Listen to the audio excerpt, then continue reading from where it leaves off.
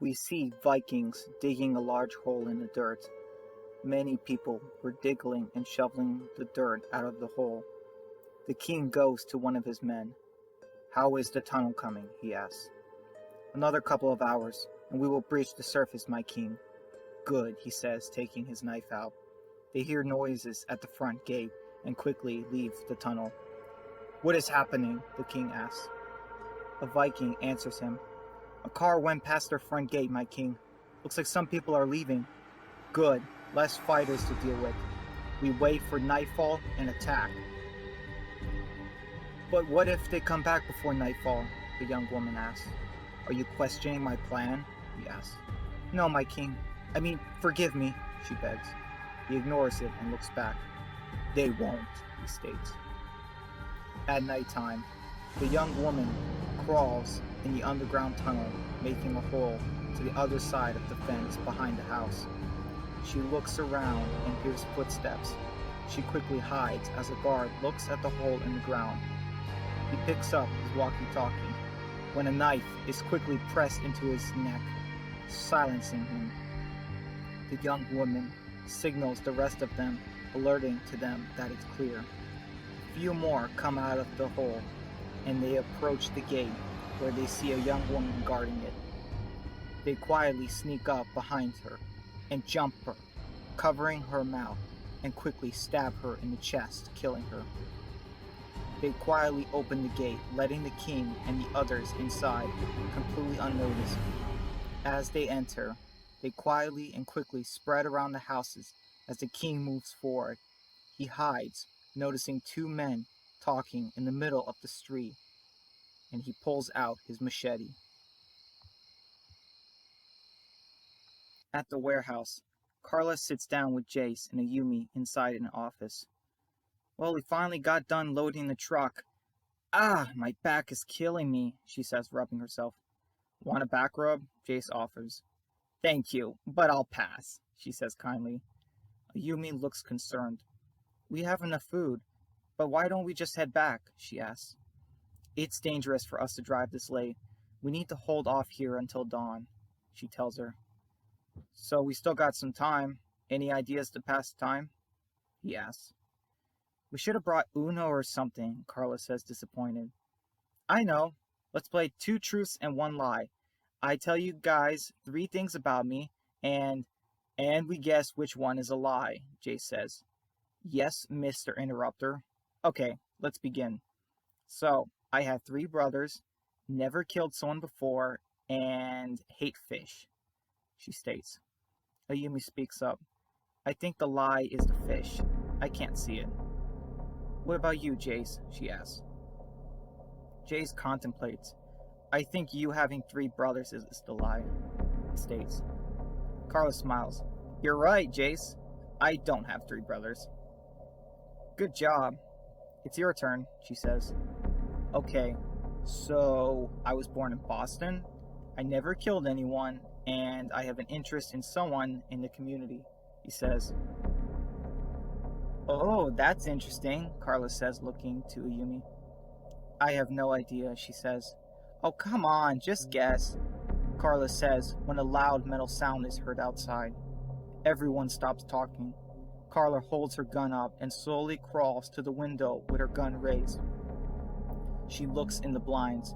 Ayumi asks if she sees anything, but Jace shushes her. Jace slowly opens the door with his gun. Carla follows him, and as they look around, Ayumi follows after them, not wanting to be alone. In the shadows, a bow is raised. When Ayumi sees it and screams, she ducks as the bolt fires over her head. Carla quickly turns around and fires into the shadows. Everyone panics as more come from the shadows. Jace fires his gun, but it's too dark to see anyone. "Everyone backs against each other!" he screams. The girls listen to him and press their backs to each other, aiming their weapons at the darkness full of hostiles. Back in the present, Benjamin grunts in pain as the king continues pinning Benjamin's head with his boot and pulling his arm off. Benjamin watches as dozens of raiders head into the streets carrying axes and blades. Benjamin quickly tries reaching into his sleeve. The man failed to notice as Benjamin quickly pulled out a throwing knife before stabbing his leg right into the heel. The man screamed, getting off Benjamin. "King!" Some Vikings shout, running to Benjamin with their blades. Benjamin tries to regain his composure, holding his throbbing head. The raiders charge at him, but Benjamin ducks from one of their attacks and stabs a man in the gut with his throwing knife. He then grabs his body, using it as a shield, as another man plunges his machete into his comrade. Benjamin goes around the man, putting his head in a chokehold before squeezing and twisting his head. A loud snap is heard as the man drops dead. A hard punch lands on Benjamin's face, knocking him down. "You're a tough pup, but you can't kill me," the king mocks. Benjamin gets back up and spits blood from his lip, ready. The king tries to kick Benjamin in the gut, but Benjamin was ready and grabbed his foot, lifting his heel and kicking his other foot, the leg that was stabbed. The king screams, falling back down. Elsewhere, Rachel and May get down, hiding between the bushes and houses as the intruders run and begin breaking into houses, their homes. Inside, a man was watching the movie Scream when a raider pulls out a machete and kills him, splattering blood on the TV screen. People were running out of their homes in terror, but some of the Vikings were shot.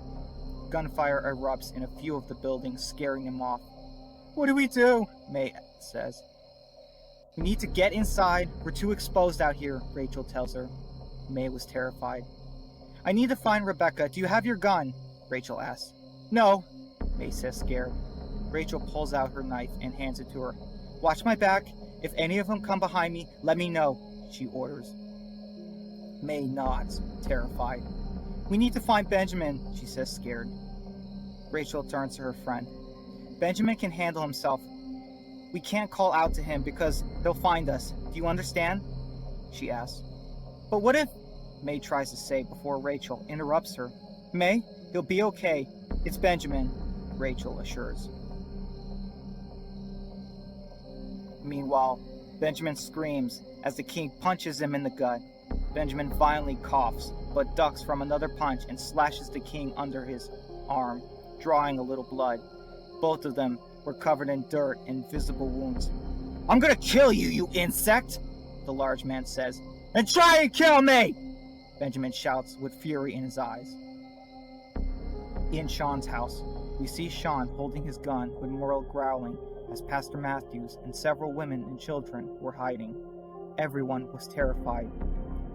"Merle, be quiet, they'll hear you," he orders. Sean whispers, "Please be okay," he says quietly.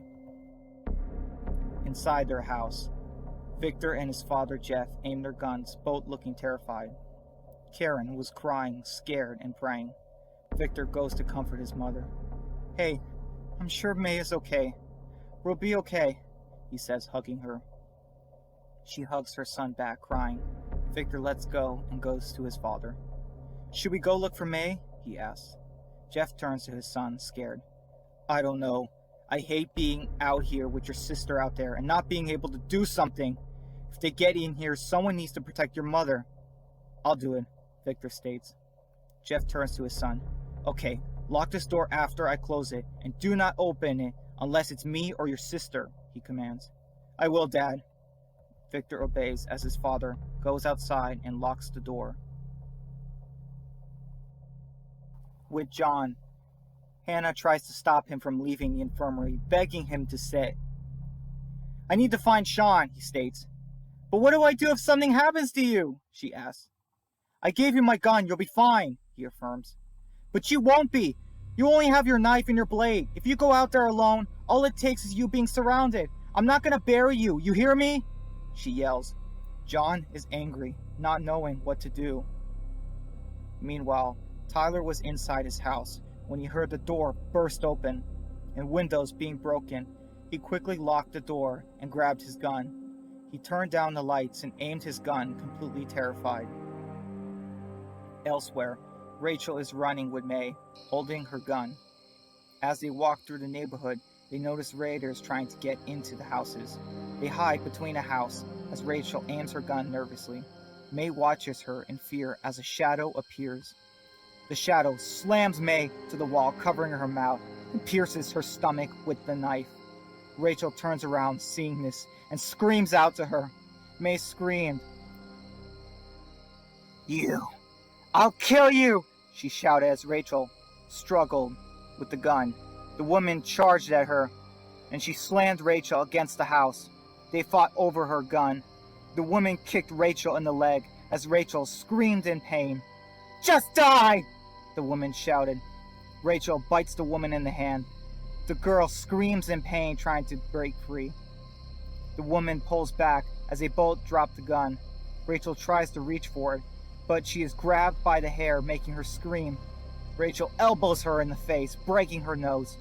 The girl lets go and jumps on her and sinks her arms around her throat. Rachel claws her face as her neck is being squeezed. Rachel coughs and pulls her off of her with every force she had. "Benjamin, where are you?" Rachel reached for her gun above her, and the woman made one last attempt and grabbed it. The two ladies struggled with the gun as a loud shot rang out. Rachel gasped, pulling away, holding her chest and her gun. The girl was holding her bleeding chest as blood came oozing. She fell down on her knees as she breathed one last time. "Hugh," before dying. Rachel quickly got up and went to May. "May! May!" she shouted. "Hold on!" She saw the amounts of blood coming out of her body as May kept crying. "May, I don't know what to do!" Rachel cried as May continued to bleed out. Rachel continued to hold her friend as hard as she could.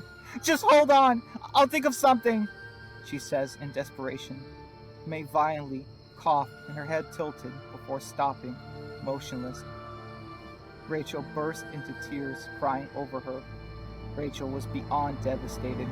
She stood there, mourning her friend, as the carnage and chaos continued behind her. In Sean's house, someone was chopping his door with an axe as he raised his gun. "Come on," he whispered. The door flung open and several raiders were spotted. Sean fired his gun, killing one as Merle raced forward, biting one of the raiders in the crotch. He screamed in agony, trying to pull the dog off of him, even going as far as to punch the dog, but Merle wouldn't let go. Sean saw one with a bow and moved to the side, barely dodging the arrow. He quickly came back and fired, killing the archer. He saw Merle was still biting the raider, and he fired his gun, shooting him in the head. "Good boy," he said, trying to close the door. Sean noticed the pastor calling to him. "I need your help! Get over here now!" he shouted. Meanwhile, Benjamin and the king continued to fight. "I'll kill you, you brat! I'll drink your blood from your skull!" Benjamin ignored him, ducking from his blade, and cuts him under the arm. As Benjamin tries to swipe at him, he is hit again in the gut. He clenched his ribs in serious pain. "Weakling!" the king shouts. He grabs Benjamin by his neck and tosses him. Benjamin notices two raiders coming to their direction and decided he needs a plan. In 5 seconds, he was going to be outnumbered and outgunned. He quickly gets back up and with all his strength dodges the king's attack before stabbing him in the side. He twists the knife, but the king grabs him and forcibly removes him, slamming him through a window. Benjamin falls backwards and keeps himself from passing out as he grabs the glass-filled floor and pulls himself up in pain. His upper arm was bleeding. The king screams at his injuries as a Viking helps shoulder him. "Your Grace, we have to retreat! You're going to bleed out!" he states. "Very well," he then points to another one of his men. "Get in there and kill the one inside! I weakened him for you," he states. As Benjamin holds his bleeding arm, he notices a raider jump from the window with an axe coming towards him. Benjamin moves to the side as the axe hits the ground. He kicks the man in his leg. Benjamin crawls backwards and lands by the fireplace. As the raider gets back up, Benjamin grabs a fire poker and gets up when the man charges with the axe again. Benjamin ducks and hits him in the back with the fire poker. The man drops to his knees and drops the axe. Benjamin kicks him away, sending him flying. Benjamin quickly grabs the axe and with a large swing hits him in the chest with it, screaming. The man's chest is caved in by the blade and he dies. Benjamin then slowly makes his way back to the street. As he walks, he notices his suppressed gun lying on the grass. In the streets, young Nicole was looking for help, calling out for her father. "Dad, where are you?" she says, crying. There in front of her lied Frank's corpse. She saw a man cutting off his head. He looked at the terrified girl, smiling sinisterly. "Hello, little one. Don't worry, you won't feel a thing." The girl was too terrified to move, when suddenly blood shoots from the man's head. Nicole screams as the man drops dead. She turns around. "Nicole, I got you," Rachel says, picking up the terrified 8-year-old girl. Rachel carries her as she grabs onto her, covering her face in her shoulder, crying. Rachel struggles to carry her and loudly knocks on a door. "Grace, let me in! It's Rachel! I have Nicole with me!" she screamed. The door swung open. "Oh, thank God! Quick, get in!" Grace shouted. Rachel lowered Nicole, getting her inside. "Did you see Andrew anywhere?" Grace asked, concerned. "No, I didn't." As she heads back outside, Grace runs to her. "Wait, where are you going?" she shouts. Rachel lowered Nicole, getting her inside. "Did you see Andrew anywhere?" Grace asked, concerned. "No, I didn't." As she heads back outside, Grace runs to her. "Wait, where are you going?" she shouts. Back with John and Hannah, they hear a window get broken, and John runs, stabbing a man trying to climb inside the house. Hannah screams out for John as some more come through the door. 3 of them. "Hannah, run!" he shouts as 2 go after him. John tries to help her, but a raider blocks him. "Get out of my way!" he says, trying to stab him with his blade. The raider ducks, but John uses his knife, hitting him in the chest. After he pulls it out, he goes after Hannah. She shoots one of the raiders in the leg, but the other one hits her, knocking her back. He then tries to take the gun when he is kicked hard in the face. The raider takes the gun, and as he aims it, a large blade goes through the back of his head and through his mouth. As he drops down, we see John behind him, looking exhausted. "You're okay," he assures Hannah.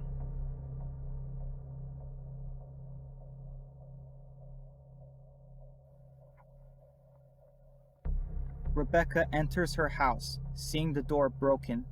"Tyler? Rachel? Are you okay?" she asks, scared. Tyler leaves the door when he sees a raider in front of him.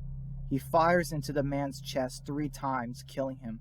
Rebecca is startled and tries to hide when she's face to face with another Viking who attacks her. Rebecca screams, trying to keep her distance from her. She holds her at knife point as Tyler comes running. Tyler points his gun at her. "Drop it or I'll kill her," she commands. Rebecca is crying as Tyler stands there petrified. "Tyler, I'm so scared. I don't want to die," she says before the woman tells her to shut up. Tyler obeys, lowering the gun, then tosses it to the side. Due to this distraction, Rebecca pulls the knife from her throat and pushes her down. She takes off running as Tyler runs and wrestles with the woman for the gun. The woman pins him down and begins to choke him. Tyler tries to pry her off of him, but he's too weak. He coughs violently, gasping for air, when a butcher knife is jammed into the woman's back by Rebecca. "Get off him!" she screams. The woman knocks her down as Tyler reaches forward and grabs the knife. She hits him in the face, but he slices the knife through her body as blood pours out of her. She drops dead, shaking violently. Tyler is awestruck by his actions and looks toward his sister. "Rebecca, are you okay?" he asks, comforting her. Rebecca hugs him. "I'm so sorry," he tells her. "Thank you. I love you," Tyler says, crying with his sister. "Tyler?" she says in fear. Tyler turns around and sees 6 more raiders coming inside. weapons drawn and bloody. Back with Rachel, she continues to hide between the houses and makes it to Sean's house. "John, Hannah, you guys there?" she whispers. Sean hears her. "Rachel, hold on," he says. Sean and Pastor Matthews move the furniture and allow her to get through with a small gap in the door. "Oh, thank God you're okay," she says, hugging Sean. "Where is everyone else? Are Tyler and Rebecca here?" she asks. "No, my parents went to the infirmary and I haven't seen Benjamin or your siblings in hours," he tells her. Rachel helps them close the door when she notices moving shadows. "I see them," she states. Sean aims his gun. "How many?" he asks. "I don't know, 4 maybe? It's too dark to see," she tries to defend. "What's that light?" Sean asks, confused. Outside, over a dozen Vikings surround the house and begin to light up their Molotov cocktails. "Burn them," one says. Behind them, a bloody hand holding a gun is seen, and the man moves forward, firing and killing 3 raiders. The raiders drop their weapons as more are killed in quick succession. The man goes behind the house and fires, killing 2 more Vikings, and then goes to the right side of the house before firing his gun again, killing 2 more. A Viking begs him to wait, but he fires into his neck. The raider drops down, clenching his bleeding neck, gasping for air as the man takes out his knife and stabs him in the head. Rachel and Sean hear a knock on the door. "Are you guys in there?" they hear. Rachel and Sean quickly open the door and are relieved to see Benjamin right in front of them. He hugs Rachel, forgetting about his blood-soaked shirt.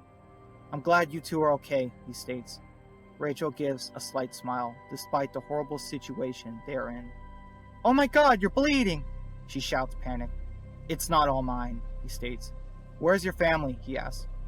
"I don't know, maybe my house?" she states. "I'll go," Benjamin states as he goes to one of the drawers. "I hid an emergency gun here just in case," he states, taking one from behind the back side of the drawer. "Sean, stay here. I'll be back," he says. Rachel tries to rebuttal, but Sean stops her. "Rachel, I need you here," Sean says. "I only have 2 bullets left," he says. Rachel angrily gives in, watching Benjamin leave them. Back with Carla, she is seen running down the aisles when she hears something above her. She fires her gun, hitting a hostile. "Watch the shelves!" she screams. Jace hears and sees some above him and moves out of the way as a hostile tries to jump him. He fires his gun, hitting a woman twice as she drops dead. "I got one!" he shouts.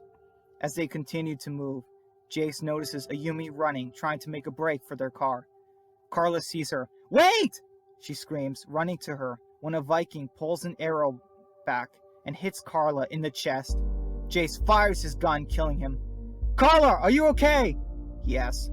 Carla removes the arrow from her vest. "Yeah, I'm fine," she says. "Come on." Ayumi follows behind them, and as they get outside their car, a Viking attacks her, but Jace shoots him in the arm. Jace kicks him down and prepares to finish him off when Carla stops him, telling him to wait. Tyler pulls out his gun and gets ready to fire. When loud gunshots go off, he ducks with Rebecca and sees the Ragers dropping dead. He aimed his gun and saw John and Benjamin standing over the dead bodies. "Are you kids okay?" John asks. "Yeah, we're okay," Tyler says in gratitude. Benjamin looks at them, relieved that they're okay. John calls to him. "Benjamin, I'll watch them. Go seal the gate before any more come," he orders. Benjamin nods and takes off. As he goes, he sees Andrew's dead body and rips his shirt, draping it over Andrew's mutilated body so his family won't see it. He pulls out his knife and stabs him in the head. He then sees one more coming towards him. It was a female walker with brown hair. Benjamin recognized it was May as a walker. Benjamin gets up and slowly walks towards her. He pulls his knife out and stabs her swiftly in the head, killing her. "I'm sorry," he says. He holds her body, not letting her drop hard to the ground as he gently lays her down. He continues to move forward. Rachel and the others start to come out of their houses as she sees Victor and his parents crying over May's corpse. Rachel walks away crying and sees that Viking woman she killed earlier has become a walker. Rachel moves forward with her knife out and stabs her in the head several times in anger, grief, and frustration. Her face was a disfigured mess. She cries in anger. "Why'd you have to kill my friend? We didn't do anything to you!" she screamed. As Rachel looked at what she did, she saw something. There was something around her neck. She looked closer and saw a butterfly necklace. As Rachel takes it into her hands in shock, she thinks back to the last time she saw this, almost 2 years ago. It belonged to her friend Brenda. Rachel started to have tears forming in her eyes as she took the necklace, squeezing it. She cried in hysteria, unable to take it anymore. Benjamin finally made it by himself to the front gate. His white undershirt was covered in blood. He also had small cuts on his face.